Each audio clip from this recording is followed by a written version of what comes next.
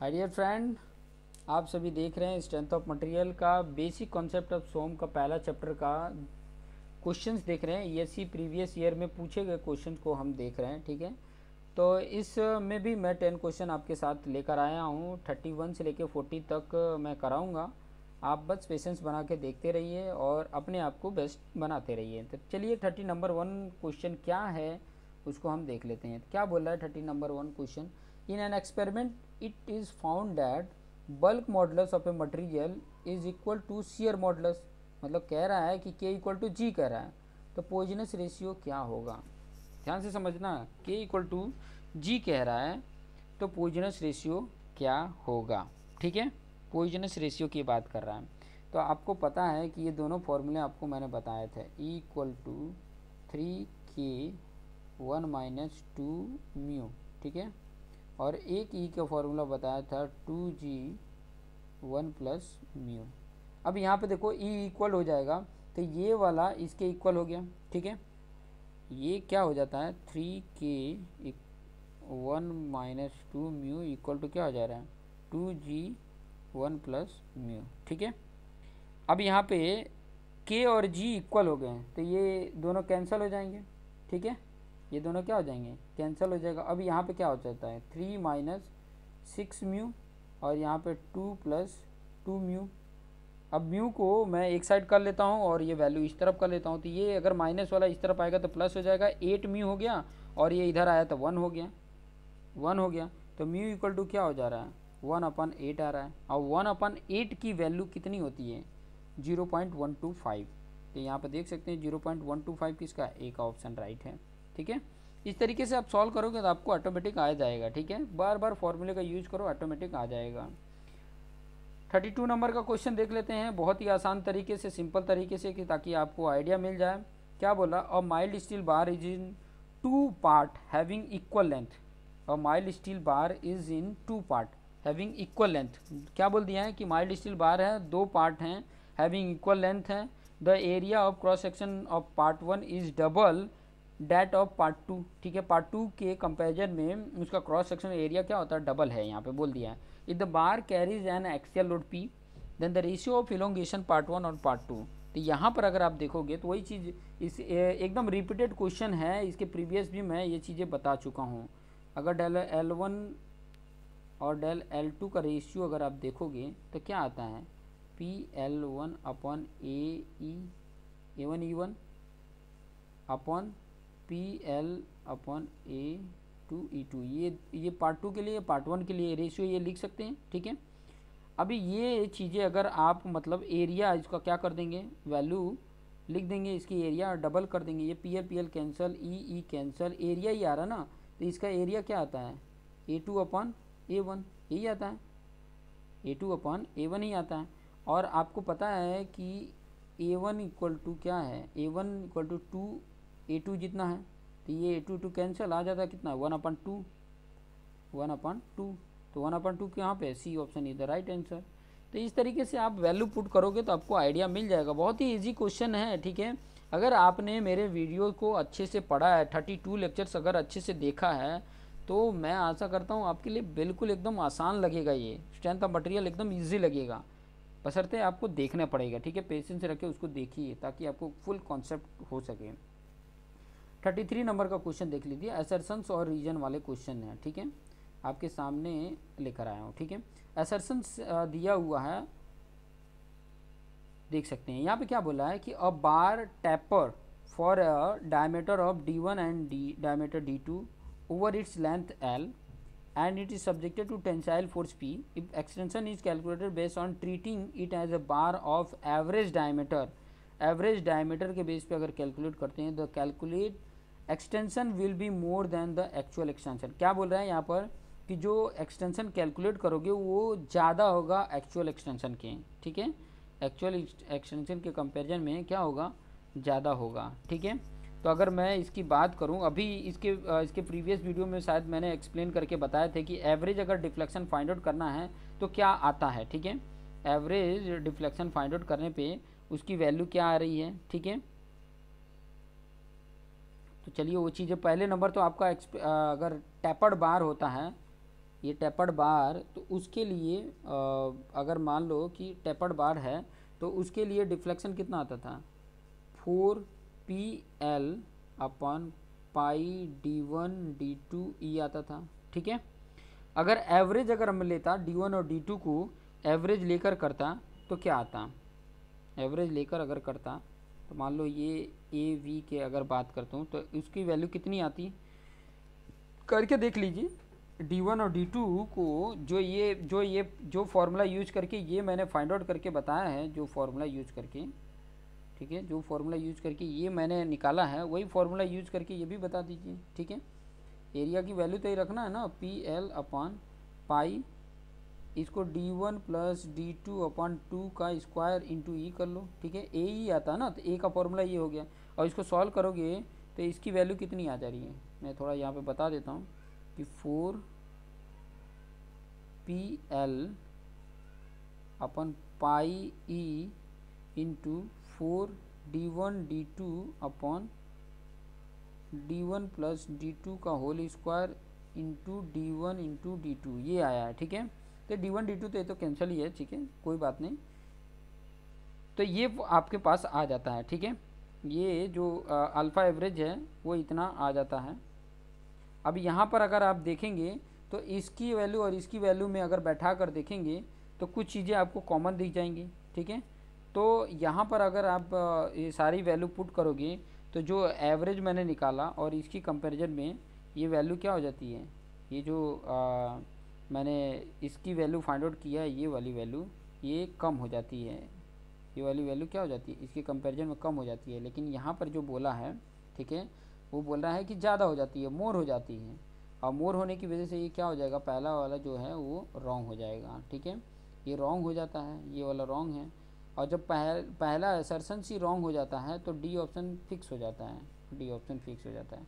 और actual extension आपको पता ही है, ये जो अभी मैंने करके बताया था, एक्चुअल एक्सटेंशन 4PL अपन पाई D1 इंटू D2 ये आता है। सही बात है, आता है, ये राइट ही है, तो डी ऑप्शन इधर राइट है।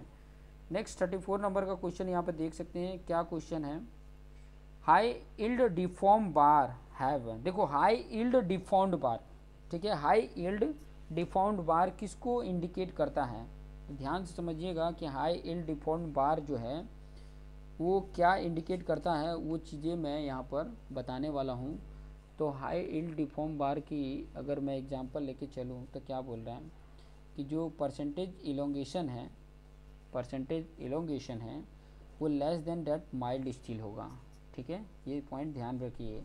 HYHD बार की बात कर रहा है, जैसे कि मैंने आपको ड्रॉ करके बताया था, ये स्ट्रेस और स्ट्रेन के बीच में, तो आप माइल्ड स्टील का ड्रॉ करते थे तो इस तरीके से आता था, इस तरीके से करते थे, फिर बाद में ऐसे आता था, और वही HYHD का यहाँ तक आता था। ठीक है, तो दोनों के कंपैरिजन में अगर आप देखोगे तो जो इलोंगेशन हो रहा है, HYHD का इलोंगेशन देखो, और ये माइल्ड का है, और ये HYHD बोलो, ठीक है, HYHD, तो इसका देखोगे और इसका जो आ रहा है इल्ड, इसका देखो और इसकी इल्ड के देखो। ठीक है, डिफॉर्म यहाँ तक हो रहा है, ठीक है, इल्ड तो इतना आ रहा है, ठीक है, स्ट्रेन इतना आ रहा है, इसका स्ट्रेन यहीं तक आ रहा है, तो इलोंगेशन जो होगा वो क्या होगा, कम होगा, किसका, HYHD का, तो percentage elongation less than that mild steel, तो वो सी ऑप्शन यहाँ पे राइट होगा। ये पॉइंट थोड़ा सा ध्यान में रखेंगे कि ताकि आपको आइडिया मिल जाए।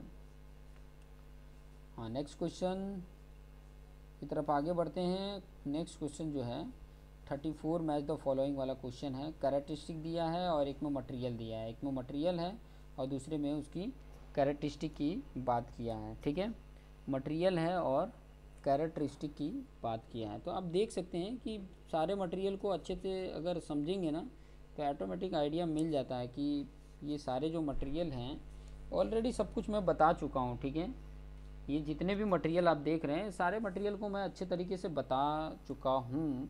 अगर आपने वीडियो देखा है तो उसके लिए तो ये आसान ही आपको लगेगा। ठीक है, उसके लिए जो होगा ये आसान होगा।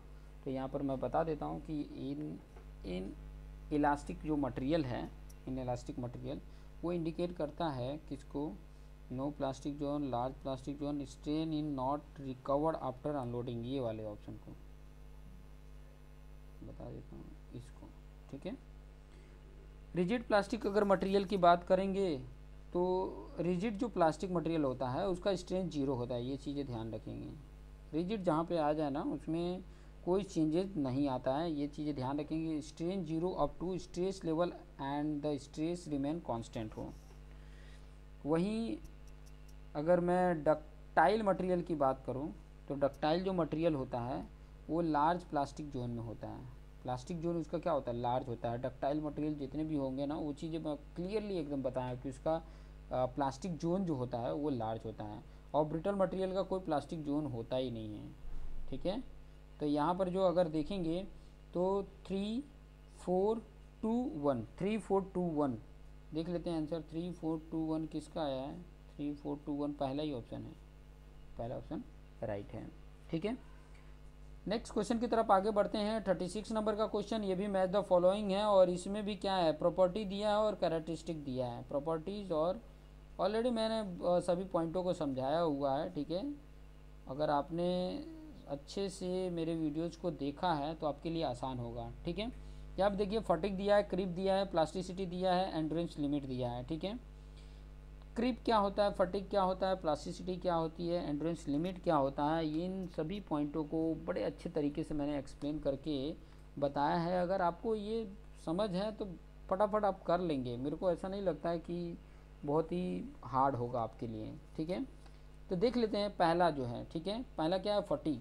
तो फटीग जो है वो क्या बताता है, decrease resistance of material to repeated reversal of stress. Obviously जो मटेरियल का जो रेजिस्टेंस होता है वो डिक्रीज होता है, रिपीटेड जब लोड होता है, रिपीटेड स्ट्रेस आता है तो उसकी जो रेजिस्टेंस होती है वो डिक्रीज होती है। तो पहला का दूसरा आ जाता है। वही अगर क्रीप की बात करेंगे तो क्रीप क्या बताता है, आपको बता दूं कि सस्टेन लोडिंग के कारण, टाइम डिपेंडेंट भी होता है और सस्टेन लोडिंग के कारण जो मटेरियल में डिफॉर्म होता है उसी को क्रीप बोला जाता है। तो ये पहले ऑप्शन की तरफ जा रहा है। वहीं अगर सी की बात करेंगे तो सी क्या बताता है, प्लास्टिसिटी। प्लास्टिसिटी क्या बताता है, एक तरह का बता दूं कि एक प्रकार की प्रॉपर्टीज़ बताता है कि उसको जिस फॉर्म में चेंज करना चाहे उस फॉर्म में चेंज कर दें, वो प्रॉपर्टीज़ बताता है। तो मटेरियल कंटिन्यूस डिफॉर्म ये फोर्थ वाला आ जाता है, मतलब यहाँ पे आ जाएगा और इनडायरेक्टली ये एंड्योरेंस लिमिट में आ जाएगा, ठीक है। तो यहाँ पर अगर आप ऑप्शन देखोगे तो 2 1 4 3 आ रहा है, 2 1 4 3 देख लेते हैं। 2 1 4 3 2 1 4 3 पहला ही ऑप्शन है, पहला ऑप्शन है, ठीक है। नेक्स्ट क्वेश्चन की तरफ आगे बढ़ते हैं और नेक्स्ट क्वेश्चन क्या है यहाँ पर देख सकते हैं। 37 नंबर का क्वेश्चन देखिए क्या बोल रहा है, और rounded bar made of some material consist of 3 part. देखिए राउंडेड बार है, कंसिस्ट कितने 3 पार्ट में है, ईच ऑफ 100 mm। तीनों का प्रत्येक का लेंथ अगर देखोगे तो 100 mm है। Length having diameter of 40 mm। देखिए तीनों का चेंज हो रहा है डायमीटर, 40 mm 50 mm 60 mm, ठीक है। बाकी एल तो सेम ही है respectively. If the bar is subjected to an axial load 10 kN, the total elongation of the bar would be E. क्या होगा mm स्क्वायर में बताना। तो ऑब्वियसली आपको पता है कि डेल की value del L1 plus del L2 plus del L3 है, ठीक है। P कॉमन ही है, ठीक है, L कॉमन है, E कॉमन है, बचता क्या है, A ही है ना, A1 plus A2 plus A3, ठीक है, A1 plus A2 plus A3। और देखो ये 40 डायमीटर दिया है, फिर बाद में 50 दिया है, 60 दिया है, तो ये वैल्यू पुट करो, P की वैल्यू जो है वो पुट करो, लेंथ की जो वैल्यू है वो पुट करो, ठीक है। सबका L सेम है इसलिए यहाँ पर सबका मैंने कॉमन कर लिया है और E भी सबका सेम है। तो E की तो आपको पता ही है मॉडुलस ऑफ इलास्टिसिटी कितनी होती है, किलो न्यूटन पर mm स्क्वायर। यहाँ पे ये वैल्यू लेके चला है, किलो न्यूटन पर mm स्क्वायर इसलिए ले लें क्योंकि लोड किलो न्यूटन में दिया है, इसलिए किलो न्यूटन पर mm स्क्वायर में ले लेना ई की वैल्यू। अब ई की वैल्यू आपको पता है कि 2 × 10⁵ न्यूटन पर mm स्क्वायर होता है। तो किलो न्यूटन अगर लेते हो तो ये 3 वाला इसमें कर दो तो 200 हो जाता है, 2 हाँ किलो न्यूटन पर mm स्क्वायर आ जाएगा। तो 200 यूज कर लेना ई की जगह पे। ऑलरेडी अगर ऑप्शन में देखोगे तो ई की वैल्यू पुट करना ही नहीं है, ई ही बोला है लिखने के लिए, ठीक है, ई ही बोला है, ठीक है। तो उसमें ज़्यादा कंफ्यूज होने की ज़रूरत नहीं है, बस आपने सारी वैल्यू पुट कर दो, ऑटोमेटिक आपका फाइंड आउट हो जाता है, ठीक है। पाई की वैल्यू भी सेम ही है, ठीक है। ये A1 जो A2 प्लस A3 लिखा है ना, 1/A1 plus 1/A2 plus 1/A3, क्योंकि ये डिवाइड में है ना, सॉरी यहाँ पे लिखना भूल गया था, तो ये चीज़ें थोड़ा ध्यान में रखेंगे और ये वैल्यू पुट करोगे तो आपका आंसर आ जाएगा। मेरा जो करेक्ट ऑप्शन है इसमें वो मैं आपको बता देता हूँ कि इसका जो करेक्ट ऑप्शन है वो है डी, ठीक है। ये आएगा 40/पाई इन ब्रैकेट 1 + 16 + 1/25 + 1/36, ये आएगा। नेक्स्ट क्वेश्चन की तरफ आगे बढ़ते हैं। 38 नंबर का क्वेश्चन क्या बोल रहा है वो चीज़ें हम यहाँ पर देख लेते हैं कि ताकि आपको आइडिया मिल जाए, ठीक है। क्या बोला है यहाँ पे, if a member is subjected to tensile stress of Px, compressive stress of Py, देखना स्ट्रेस है, हाँ ठीक है, एंड टेंसाइल स्ट्रेस Pz, ठीक है। दो में टेंसाइल है, Px और Pz टेंसाइल है और Py कंप्रेसिव है, x y z direction respectively, then the resultant strength Ex along the x direction would be E is a Young's modulus of elasticity, mu is a Poisson's ratio। क्या बोला है इसमें find out करने के लिए कि the resultant strain Ex along x direction, ये पूछा है, ठीक है। तो x डायरेक्शन में यहाँ पे पहले ही बोल दिया कि x डायरेक्शन अगर टेंसाइल है तो वो प्लस ले रहे हैं, ठीक है।